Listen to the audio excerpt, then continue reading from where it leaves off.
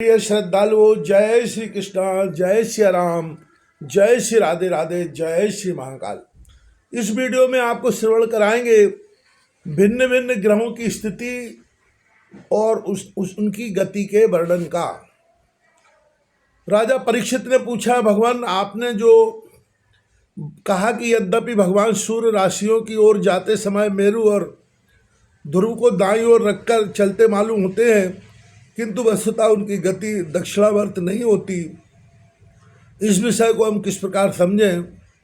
श्री सुखदेव जी ने कहा, राजन, जैसे कुम्हार के घूमते हुए चाक पर बैठकर उसके साथ घूमती हुई चींटी आदि की अपनी गति उससे भिन्न ही है, क्योंकि वह भिन्न भिन्न समय में उस चक्र के भिन्न भिन्न स्थानों में देखी जाती है। उसी प्रकार नक्षत्र और राशियों से उपलक्षित काल चक्र में पढ़कर ध्रुव और मेरु को दाएं रखकर घूमने वाले सूर्य आदि ग्रहों की गति वास्तव में उससे भिन्न ही है, क्योंकि वे काल भेद से भिन्न भिन्न राशि और नक्षत्रों में देख पड़ते हैं।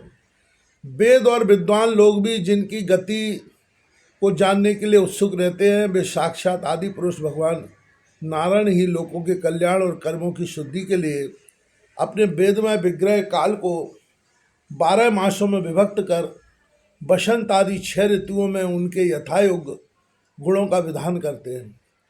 इस लोक में वर्णाश्रम धर्म का अनुसरण करने वाले पुरुष वेद त्रयी द्वारा प्रतिपादित छोटे बड़े कर्मों से इंद्रादि देवताओं के रूप में और योग के साधनों से अंतर्यामी रूप में उनकी श्रद्धा पूर्वक आराधना करके सुगमता से ही परम पद प्राप्त कर सकते हैं। भगवान सूर्य संपूर्ण लोकों के आत्मा हैं। वे पृथ्वी और ध्रुवलोक के मध्य में स्थित आकाश मंडल के भीतर काल चक्र में स्थित होकर 12 मासों को भोगते हैं,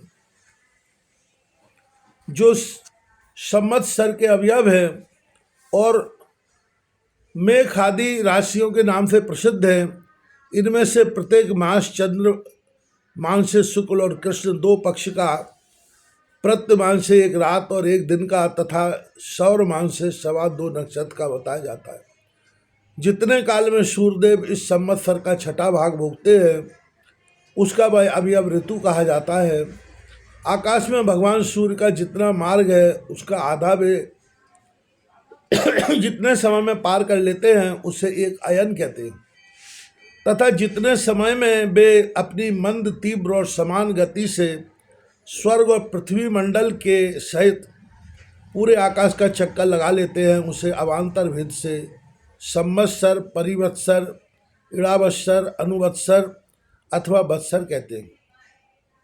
इसी प्रकार सूर्य की किरणों से 1 लाख योजन ऊपर चंद्रमा है। उसकी चाल बहुत तेज है, इसलिए वह सब नक्षत्रों से आगे रहता है। वह सूर्य के 1 वर्ष के मार्ग को 1 मास में, 1 मास के मार्ग को 2.25 दिनों में और 1 पक्ष के मार्ग को 1 ही दिन में कर लेता है। यह कृष्ण पक्ष में क्षीण होती हुई कलाओं से पितृगण के और शुक्ल पक्ष में बढ़ती हुई कलाओं से देवताओं के दिन रात का विभाग करता है तथा 30 मुहूर्तों में एक नक्षत्र को पार करता है। अन्नमय और अमृतमय होने के कारण यही समस्त जीवों का प्राण और जीवन है। ये जो 16 कलाओं से युक्त मनोमय, अन्नमय, अमृतमय पुरुष स्वरूप भगवान चंद्रमा है, यही देवता, पितर, मनुष्य, भूत, पशु, पक्षी, सरीसृप और वृक्षादि समस्त प्राणियों के प्राणों का पोषण करते हैं, इसलिए इन्हें सर्वमय कहते हैं। चंद्रमा से 3 लाख योजन ऊपर अभिजित के साथ 28 नक्षत्र हैं। भगवान ने इन्हें काल चक्र में नियुक्त कर रखा है, अतः ये मेरु को दाईं ओर रखकर घूमते रहते हैं। इनसे 2 लाख योजन ऊपर शुक्र दिखाई देता है। यह सूर्य की शीघ्र, मंद और समान गतियों के अनुसार उन्हीं के समान कभी आगे, कभी पीछे और कभी साथ साथ रहकर चलता है। यह वर्षा कराने वाला ग्रह है, इसलिए लोगों को प्रायः सर्वदा ही अनुकूल रहता है। इसकी गति से ऐसा अनुमान होता है कि यह वर्षा रोकने वाले ग्रहों को शांत कर देता है।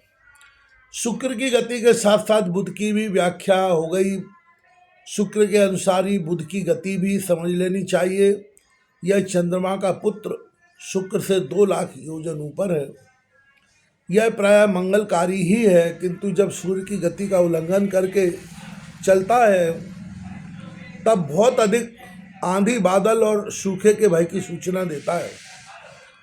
इससे 2 लाख योजन ऊपर मंगल है। वह यदि वक्र गति से न चले तो एक एक राशि को 3 3 पक्ष में भोगता हुआ 12 राशियों को पार करता है। यह अशुभ ग्रह है और प्रायः अमंगल का सूचक है। इसके ऊपर 2 लाख योजन की दूरी पर भगवान बृहस्पति जी है। वे यदि वक्र गति से ना चले तो एक एक राशि को एक एक वर्ष में